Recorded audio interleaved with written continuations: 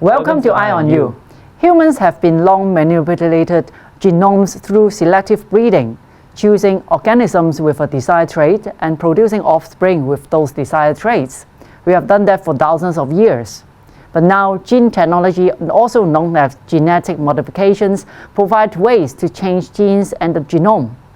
Modern medical technology has decoded the secret of gene, including pathogenesis of human disease, to identify human disease genes using established and emerging technologies to spot and to cure rare medical conditions together with drug development. The Hong Kong Innovation and Technology Development Blueprint recommends that the government focus on promoting the development of life and health technology industry.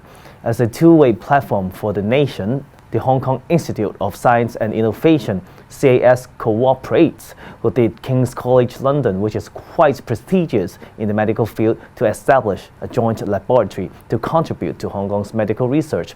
In this episode, we are glad to invite Professor Richard Trembath, the Senior Vice President for Health and Life Science of the KCL, who has experience in in-depth research in the identification of disease-causing genes and the treatment of special disease, to talk about the issues concerning human health and cutting-edge medical technology.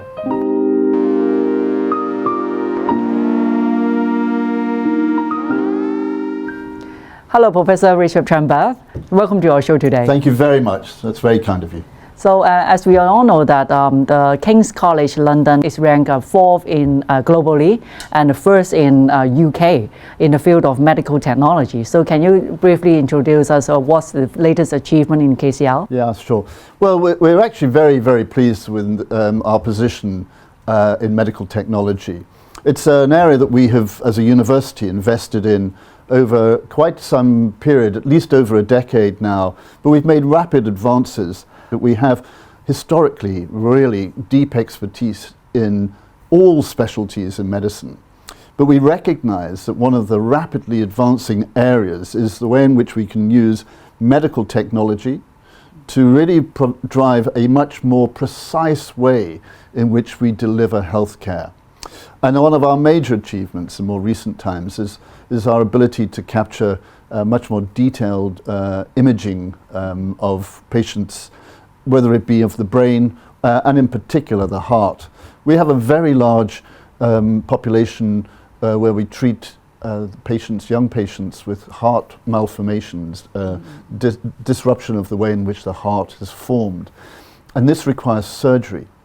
And the surgeons have benefited from our advances because we now can print the heart of the child before the surgeon operates, a 3D print. So the surgeon can hold in their hand exactly the structures that they then will be operating on. And this has transformed the way in which they can achieve very good outcomes for these patients. That's just one example, but it's a very prominent example that I have to say the parents of these children feel so much more confident when they know that the surgeon is going to be able to anticipate exactly what they're going to have to do rather than waiting until they are operating themselves.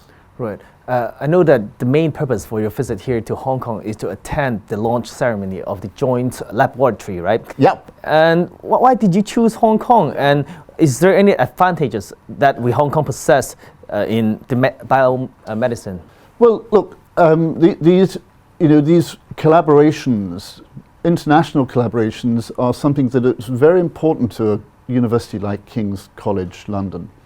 We are an international, globally outlooking university, and we can only achieve the positions of prominence by selecting and choosing our partners very carefully. Now, some of that is driven by already established relationships. In this instance, actually, one of the chief investigators in the centre here in Hong Kong had previously been with us in King's, and we therefore knew this individual very well. But actually we also looked at what were the opportunities, the synergies between our area of expertise that I was just reflecting on and the expertise that sits here. And again, historically, Hong Kong has fabulous universities, But what, of course, Hong Kong has done very well in the same period is taken the ideas from universities to develop them and translate them so that they could be used in practice. And in the area of artificial intelligence, and in particular combining AI and robotics, Hong Kong has some really remarkable strengths, which of course also reflect on the position globally that Hong Kong presents here in the wider China arena, and the opportunity, of course, for us to interact with Hong Kong, but take advantage of its position and all of the facilities that it can access from wider China, makes a very, very interesting partnership for us. So the Hong Kong government has just released the latest innovation and technology development blueprint in last year, November. So how do you see the opportunity between Hong Kong and KCL in the coming time? Yeah, so I think it is this synergy, the idea that we have deep expertise that is very much founded in using patient experience and our facilities. We have a very large patient population across all of the specialties, but we have developed facilities to allow the testing of new mechanical and medical devices and the ways in which we undertake procedures using AI to optimize those procedures. We have developed facilities in the hospitals to assess these. The ability here, of course, is the deep understanding of AI, its fundamental components and how we could more rapidly translate these activities, combined with manufacturing expertise that sits in the broader Bay Area, and of course the commitment that now exists through this blueprint to support such translational efforts. I was delighted today to have the chance to visit the Science Park, and it's truly impressive. I was reminded that, of course, the Science Park is sitting on what was ocean, not so very long ago, maybe 2 decades ago, and now it's populated with such an expansive group of people interested in translation, but taking advantage of its global opportunity. So the KCL has many global partners at the field of medical biology. Can you share with us why did you choose the Hong Kong Care Center to partner with them, and what do you expect for the future cooperation? Indeed. Well, we do have many partners, but I might say we are very selective about our partners. In this instance, as I've said, the deep expertise in AI, which we also hold at, in London and certainly at King's, but the intensity, not least through the Chinese Academy of Sciences and its commitment to fundamental aspects of AI, bringing that into the proximity of the efforts we're making now in using artificial intelligence and robotics to advance our ability in medical technologies. What are we looking for? What are we hoping for over the next period of time?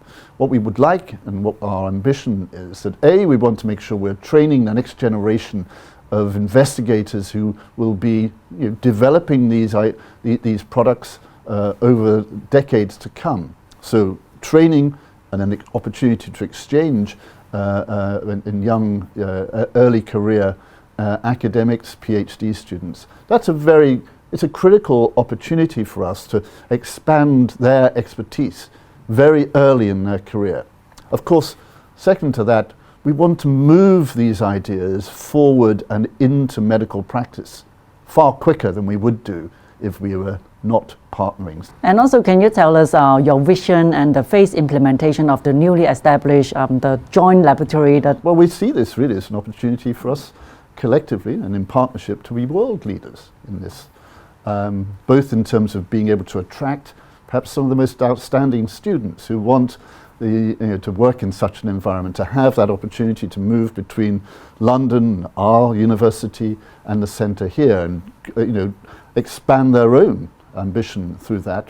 Of course, that means we're also providing very well qualified individuals to go and populate around the broader community, the global community, which again will be important in helping accelerate this sort of domain. So I think it is that we wish to be, in partnership, seen as a global leader in the use of AI, robotics, and advancing medical technologies to improve patient care. That's the fundamental thing, of course. Yes, of course, we need to generate resources and the economy needs to drive, that, but ultimately we're interested in supporting better outcomes for patients. We would like to also talk about genes. So genes are like a group of interlocked data, and just a tiny bit of mutation will cause a lot of problem, and there are a lot of disease caused by genetic defects. So what are the current approaches that we have to cure such kind of disease, and how promising are these kind of approaches? Now, how long have we got? I could be talking on this one for many hours. I'll try and be brief.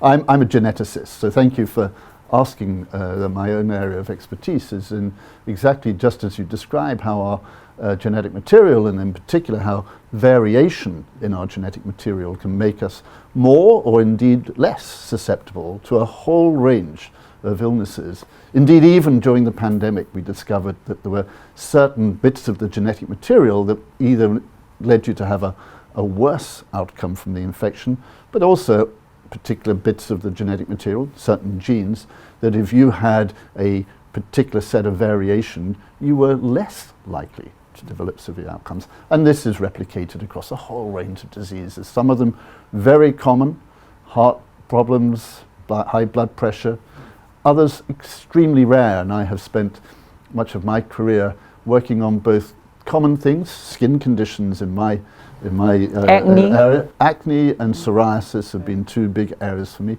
but also some very rare conditions where it's been a real privilege to work with families who have these severe illnesses running in the family, which is of course a real tragedy for many families, and being able to work with them to find exactly which bit of the genetic material is altered that is causing this. Now, of course, ultimately what we want to be able to do is take that information to develop new treatment approaches. When folk talk about genetics, they get confused sometimes as to the only treatment therefore will be the ways in which we might manipulate or change the genetic material. Now, those techniques, of course, are now rapidly developing the opportunity for us to think about changing the genetic structure. But it also is true that through genetics, we have learnt so much more about the causes of illnesses that we can better use currently available medications for certain groups of people with a condition. And also we can think about developing new treatments that are standard drugs, but using them in a much more targeted way because we know exactly what it is we need to alter. So the future actually is incredibly exciting, and the real possibility here is how do we join up those advances in genetics, which have come about not least because technical advances, the kinds of things we've just been talking about, have allowed us to read the genetic material, to sequence DNA at very considerable scale. So when I started to sequence your genetic material, it would take one PhD student 3 or 4 years. We could do it in 36 hours now, and at a cost that is manageable. So we can think about doing genetic sequencing on large populations, and the opportunity to link that information with improvements in the way in which we image the body, understand alterations that are occurring, linking up that genetic information to actually how our body works, and thereby having a much better understanding of what it is that drives illnesses, either through genetic alterations or as a consequence of the environment working with those genetic alterations. So there is just such a wealth of possibilities. I rather wish I was maybe 20 years younger, because there's plenty to do. There's still plenty to do, even now, for now. We still have time. We still have time. Thank you so much for your time. Thank you. That's my very great pleasure. Thank you for hosting. Hope that you can come back to Hong Kong very soon. I look see forward you to soon. that. All Thank you so much. Thank you Thank very you. much.